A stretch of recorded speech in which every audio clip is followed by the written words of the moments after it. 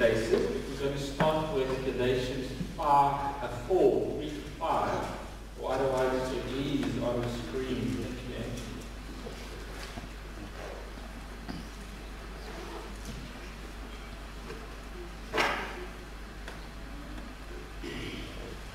Okay.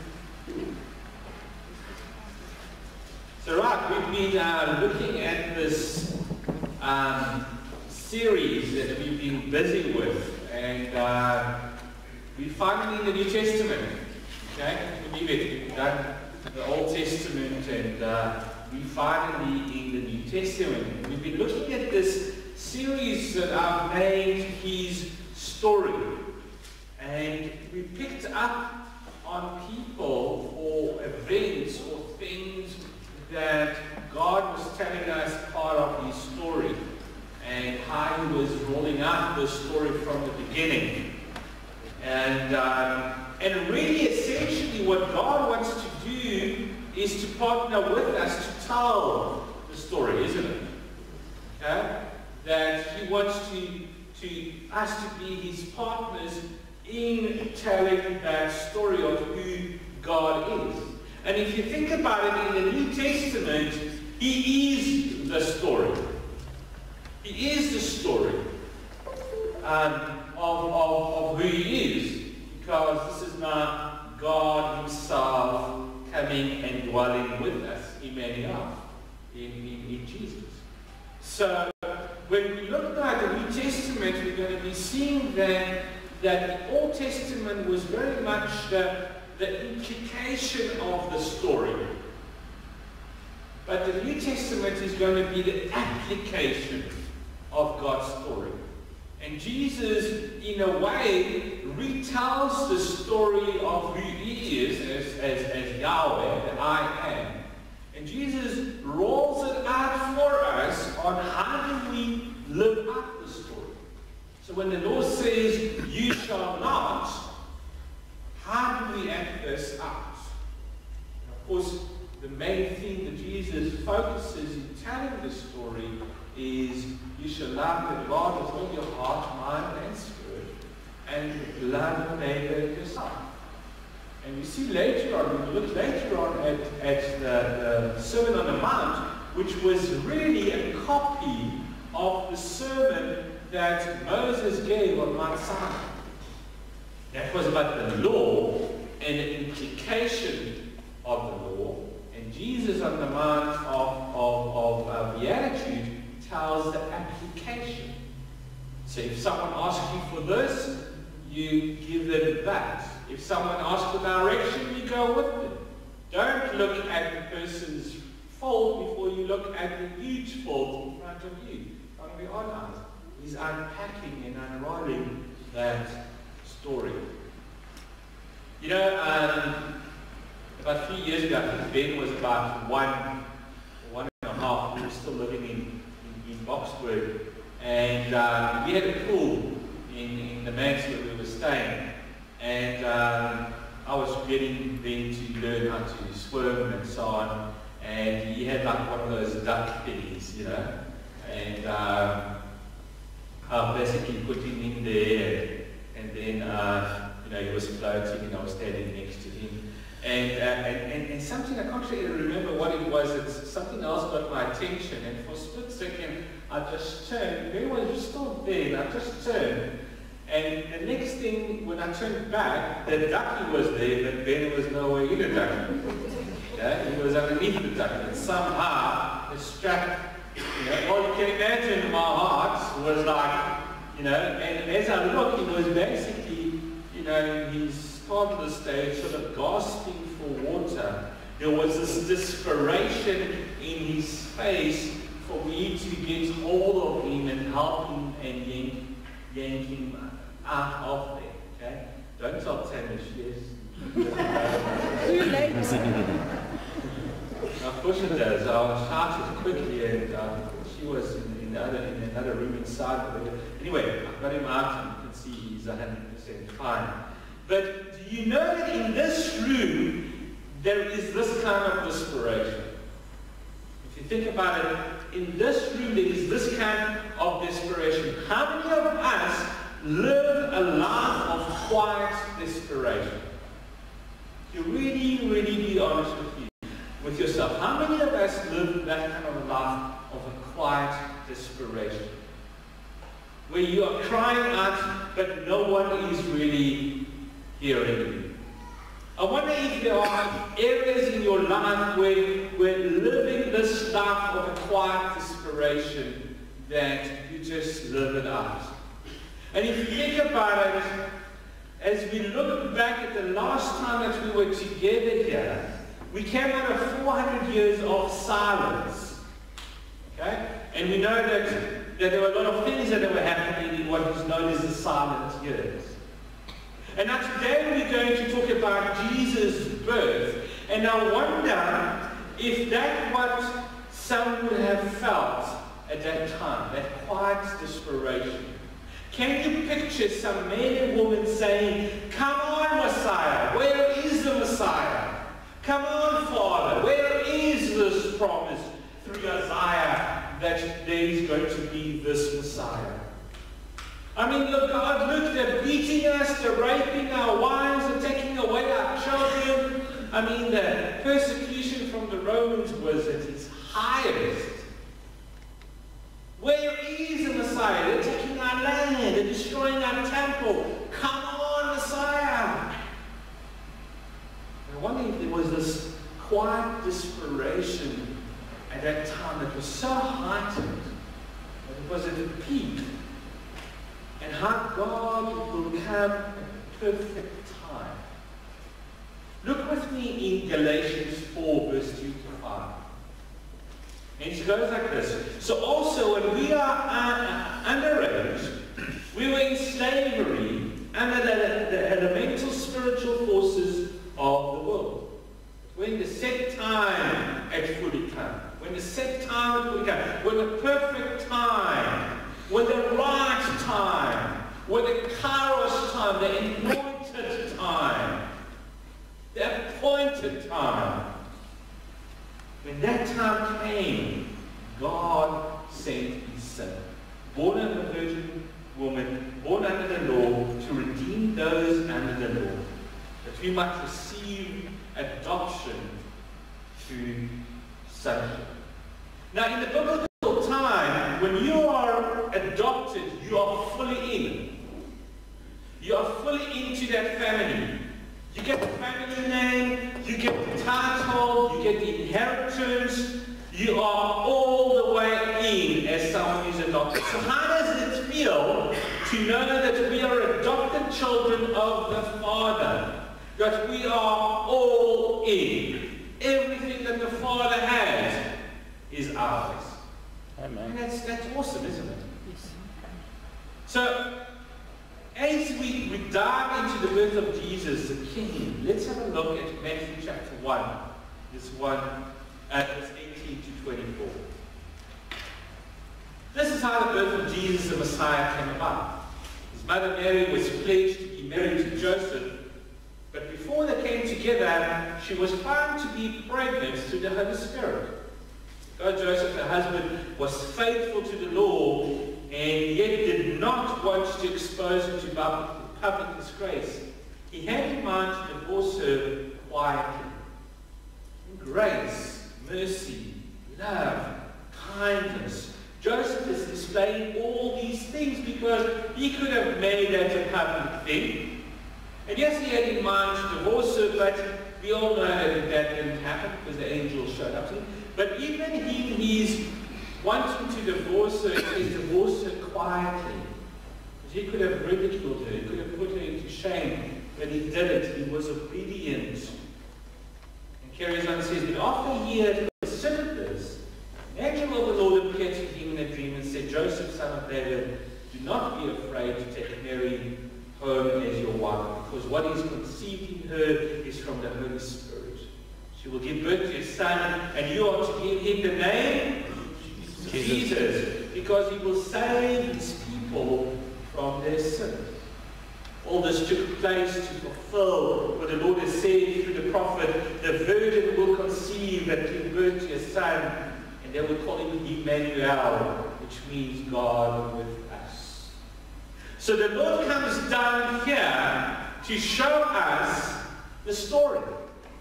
Jesus becomes one of us to show us the story.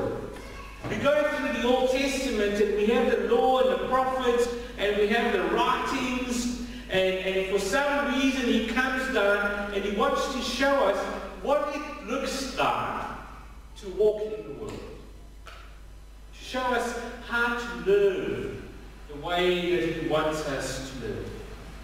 He wants to model the story that we've been looking through the Old Testament. He wants to model that story to us. And so it goes on and says, when Joseph woke up, he did what the angel of the Lord had commanded him, and he took Mary home as his wife. Can you see the obedience here? Of being obedient to God, to the message that the angel was saying, because it was not on what would happen. He could have done so many other things to Mary, but yet he moved in obedience. So the Lord will show us the application of what was implied in the Old Testament. And I want you to keep that in mind when we go through the entire New Testament, that it's the application of implication in the Old Testament. And that's why it's so important for us to know the Old Testament, to read the Old Testament. And as a church, we embarked on that. Because once you start reading the New Testament, if you understood some of the pearls of wisdom in the Old Testament, you will have different eyesight to understand some of the things Jesus says and does, and so on. If you think about obedience as you go through the passage, you think about Mary and her obedience. I mean, how many of us will like to have God's favor on us? I mean, Mary was highly favored. You think about the people who had God's favor. John had God's favor. Mary was highly favored, and she was obedient to her task. Let's look at Luke chapter 2, verse 41 to 52. Luke chapter 2, verse 41 to 52. Every year, Jesus' parents went to Jerusalem for the festival of the Passover. When he was 12 years old, they went out to the festival according to the custom. After the festival was over, while his parents were returning home, the boy Jesus stayed behind in Jerusalem. But they were unaware of it. Thinking he was in their company, they traveled on for a day. Then they began looking for him among their relatives and friends. When they did not find him, they went back to Jerusalem to look for him. After 3 days, they found him in the temple court, sitting among the teachers, listening to them and asking questions. Everyone who heard him was amazed at his understanding and his answers. When his parents saw him, they were astonished. His mother said to him, "Son, why have you treated us like this? Your father and I have been anxiously searching for you."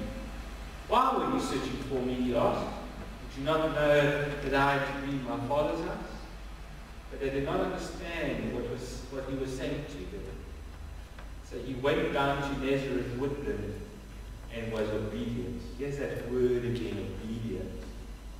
You know, I was preparing for the sermon, I was reading through this. I thought to myself, you know, the NIV, the English, makes it so picturesque. Okay? I could easily think of, you know, if Mary was a Middle Eastern mom, okay, and her son disappeared. This is not the conversation that you would have with him, okay? Yes, and I can see the moms going, But yeah, let's leave it at that. You can sort of think of how, you know, I mean, at the end of the day, Jesus was still 12 years old, okay? He was still a little boy. And you can imagine what could have gone in there. But anyway, what I want you to see is that the last thing that he went down to Nazareth with them and was obedient. This is Jesus. He was obedient to them. He was obedient to the law. Even at a young age, his He's modeling for us. Okay, respect your father and mother. And first we get Mary's obedience, and then we get Joseph's obedience, and all through the story, as are obedient, and then we get Jesus, who is obedient, and he carries on with it. And I wonder how we are doing when it comes to obedience. How are you doing when it comes to obedience to God? How are we doing as a church in obedience to God? Are we walking in obedience? Elders? Are we walking in obedience? Board members? Are we walking in obedience? Are we hearing God? It's a question that we need to ask. How are we doing? Do you know Him well enough in your heart? Can you hear Him when He's asking you to do something? Because if you do, we need to move in obedience. You see, there's this quiet desperation around us. Wherever we look. And do we have our antennas up? How are we doing?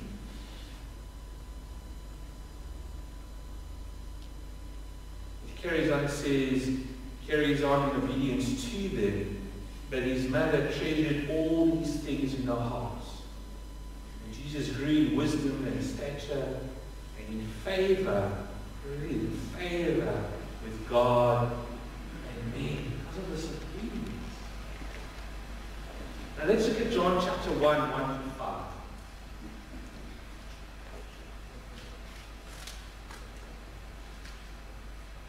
Most of you should know this scripture. In the beginning. Where have we heard that before? In the beginning. Genesis. In the beginning. Okay. In Genesis. In the beginning was the Word. And the Word was with God. Who is the Word? Jesus is the Word. Was with God. And the Word was God. He was with God in the beginning, and through Him all things were made. All things were made. Without Him nothing was made that has been made. In Him was life, and that life was the light of all mankind. The light shines in the darkness, and the darkness has not overcome it. I wonder if we realize how passionate the Lord is about us. How passionate is the Lord about you? He was there from the beginning of the story. From the beginning of the story. He is the story. And He wants you to be a part of this story. He's interested in you and where you're sitting today. He wants to write His story in your heart. And that's so humbling to me. And in His greatness, in His majesty, in His power of all things, He chooses to write His story in my heart. And in this church, and in this time, He chooses to do that. And He's calling on you, not me. And He knows. And He's calling you to fight for whatever it is that you're struggling with, to fight. You're called to serve one another. You're called to follow Him. You're called to be a part of what He is doing in this time. I was having a meeting the other day with someone in the time, well-known guy at the time. And he was just saying to me, you know what, Ichai? You know what I've had enough of? Is negativity. I'm just had enough of that. Can't we try and bring in a bit of positivity into this time? And yes, there are problems, but you know what bigger than the problems are is negativity. It just gets everyone down. It doesn't matter what side of the spectrum you are. If you are a part of the problem or if you're not a part of the problem, it gets everyone down. And as I was preparing the sermon, you know, God wants us to rewrite the story. We have all out. about it before, and it's going to happen in September. And that is that Komani for me. Okay, it's going to be a bumper sticker that says Komani for me, because whether you like it or not, Queenstown is not officially named Queenstown anymore. It's called Komani. Okay? I remember when we were driving in, Anthony came to fetch us when we came in for the interview. Remember, almost 4 years ago, okay? And he came to fetch us from the airport, and we were driving, and I think we passed by Komani River, I think it was. And he was saying to us, this time is going to be called Komani sometime. Well, it is already called Komani. If you look at the weather map, there's not Queenstown in there, it's Komani. If you have the radio as well, this is called Komani, it's not called Queenstown. So the first thing that needs to happen is our mind shift. And one of the things we're going to do is these bumper stickers are going to be on sale in different places. Okay?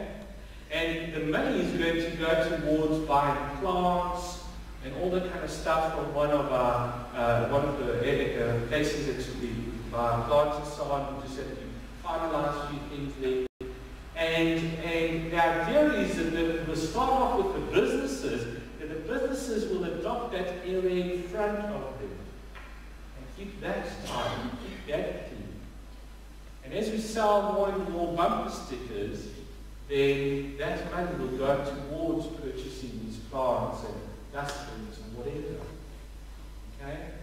And we're going to also concentrate quite a lot on the Exodus and try to bring that part of time back into its glory days. It can be done. But we need to work together, and we need to stop complaining and start being active. And what a great thing for a church to lead the way, isn't it? There's going to be a church initiative. It's not going to be a church thing, but it's going to be a church initiative that's going to roll out this thing in this time. And let me tell you, I've been meeting with a lot of business people this last month. Okay, that's why I'm looking so well. I've been meeting with them, and they're so excited about it. They said, finally, we can do something that's small, but it makes a difference. And isn't that what he wants to do? Okay? In obedience, submitting to God's will, a true reality in your life. Is it a true reality in your life? Is being obedient to God a true reality in your life? In our life? How does that look when Monday comes? It's nice to be a Sunday Christian. But what does that look like? That reality of being obedient to God on a Monday. How does that look when the bills start coming? In about a week or so, that's normally when the phone calls and bills start arriving. How does that look when you lose someone?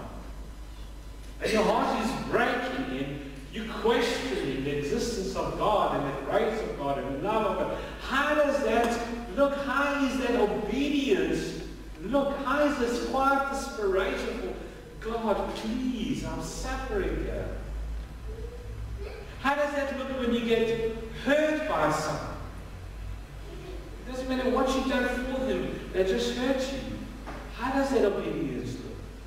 Or does God get to be a part of your life when it's convenient? These are hard questions, but we need to align ourselves with those questions, because as we roll out the New Testament, those are things that Jesus is going to constantly be asking us as we partner with him in that story. Are we obedient, or is God only a part of it when it's convenient? When it's convenient to be a Christian. When it's convenient to need him. But you have him in your heart regardless of what the circumstances are. These are tough questions. Or is your Christianity just a hobby level commitment? Something that you get to check off on the box while I'm into church. But do you see him working in your life? That if I had to ask you how is work going, how is God working in your life, you will stand up right now and say, I just want to praise him. I just want to share. I just want to testify of what God has done. Are we in that place? Because we should be in this place. Because every day, the fact that you woke up and came to church today is a testimony by itself. Amen. Isn't it? Do you hear Him calling in your life? Well, I can't really hear Him. He didn't answer my prayer when I prayed for this or that. I don't know. It is all right here in the Bible. You make time for Him. You listen to Him, or just come with a list of requests. Remember years ago I was in a prayer meeting, and at a time prayer meeting, I really felt the Lord just left the building. We were still praying, He wasn't there, because it was just a list of demands. You know? And the Lord was having coffee somewhere else, you know? But it was just a list of demands, and it was almost like He was doing this. How are we hearing Him?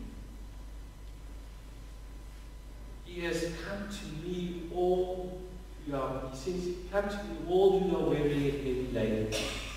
I will give you rest. It's an invitation. That's an invitation on the communion table. So come and let Him rewrite the story of your life. Not only does He invite you to come and receive communion, but I want to challenge you to come next week to the week of ministry. Because I really have this quiet desperation that something is going to happen supernaturally. We've been talking about everyone is welcome. We've been talking about no one is perfect. But I believe that unexpected is going to happen this week. Unexpected, and every time I'm on my knees praying for you guys, I feel that quiet desperation. Some of you need to be here. You can't make excuses. Whatever things you made of going away, whatever, cancel. Cancel. I'm being serious. And it's not because there's something special about Peter and Madeline. The only thing special about it is their obedience to their ministry. Okay? But I really believe that God wants to get your attention. And I really believe it's going to happen this week. I really believe that this thing that I've been praying for to happen in our church, in your lives, it's going to happen. I'm really excited about this week. I mean, I've been praying for us to have worship. It's going to happen. And out of this, we're going to have some worship guys coming in and continue leading worship on Sunday. Oh, we start off with once a month. And we've been training the worship team, you know. It's going to happen. And it's a prayer that I pray. Lord, it's nice to have the screen and everything. Don't get me wrong. But you know, so you'll see, it's just makes a difference when you have live worship, because then the Spirit just like comes in and joins and stands next to you and dances and prays. And it's unexplainable. It's supernatural. I really, really, really, really believe that that's something that's going to happen. Another thing that is happening in this time is a thing called the Jericho Wall Prayer Initiative. And it's going to be happening in September, on the 16th of September for that week. And we've been attending, as ministers, we've been attending these meetings every Tuesday. And what each congregation is asked to be challenged to, it's going to happen, start on the 16th of September, which is a Sunday. And the service, the corporate service, okay? Please don't let me be the only one in that service from the Presbyterian Church. No, very cross. Done that to me before. Don't do it again, okay? And it's going to be in the Baptist church, and all the churches are going to get together. The idea is that for 24/7, from that Sunday until the next Sunday, which we're going to close off with another combined service that's going to be at Famila Christi, okay? That's how we're going to close that week off. Each church has been asked to take a slot of 24 hours of praying. Okay? But get this, not praying in your home, in bed. You're going to go sleep. Try it. Okay?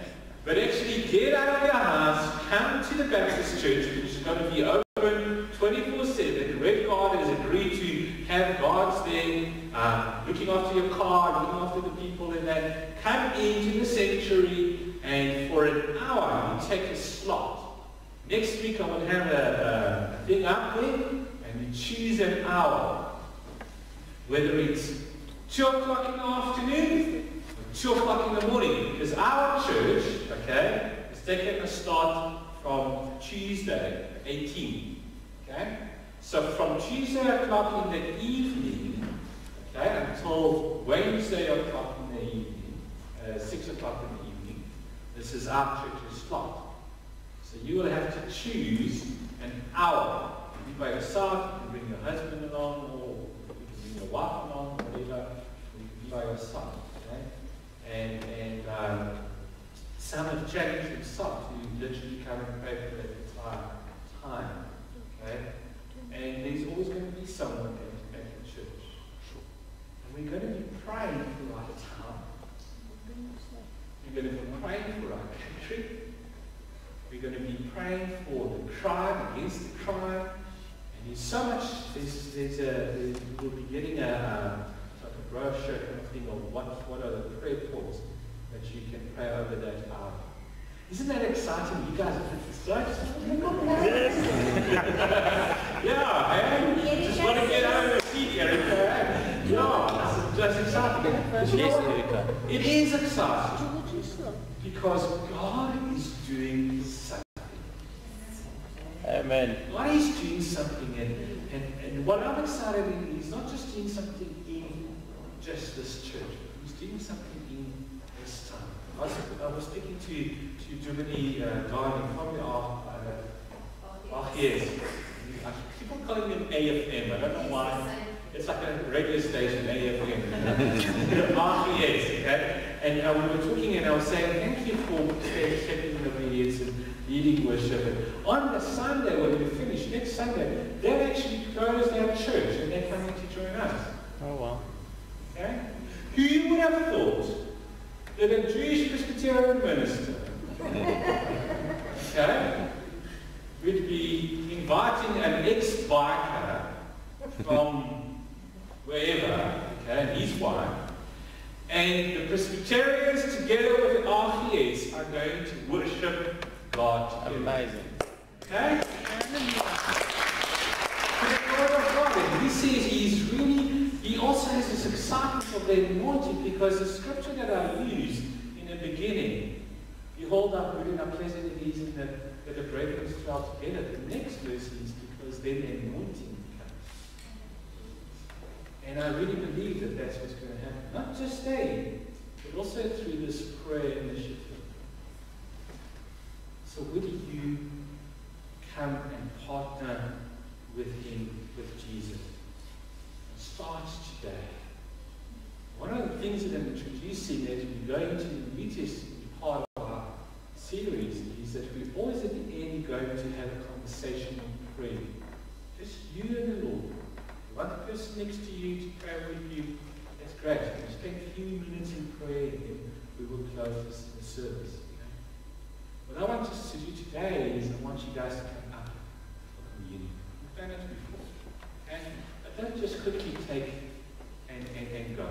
Okay, I'll ask Anthony if it is working. You can just play a song in the background, and then once everyone is finished, we'll go back to our seats, and then we will play To God Be the Glory at the end of it. Okay, take your time. Take your time, because this is His invitation, isn't it? This is the invitation when He takes the bread. And when He breaks the bread, He says, this is my body which is broken for you. That body which was born in a stable, was broken for you. When he says that, he invites you to be a part of that story. Because he even says that when you eat from this, do it in remembrance of me. In other words, talk about it. Don't keep quiet about it. Talk about it. Tell people about it. Tell people about the story of the body that was broken.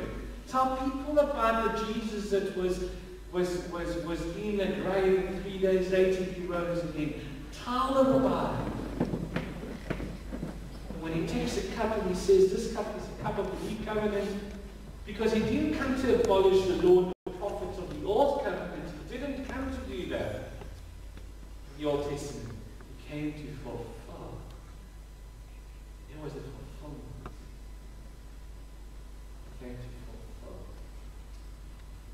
So when he invites you today, I'm going to move the pulpit aside. When he invites you today, come with an open heart so that he can rewrite his story in your life. Come in obedience, saying, here I am. Amen? Amen. Body of our Lord Jesus Christ, which is broken for us. The blood of our Lord Jesus Christ, shed for us.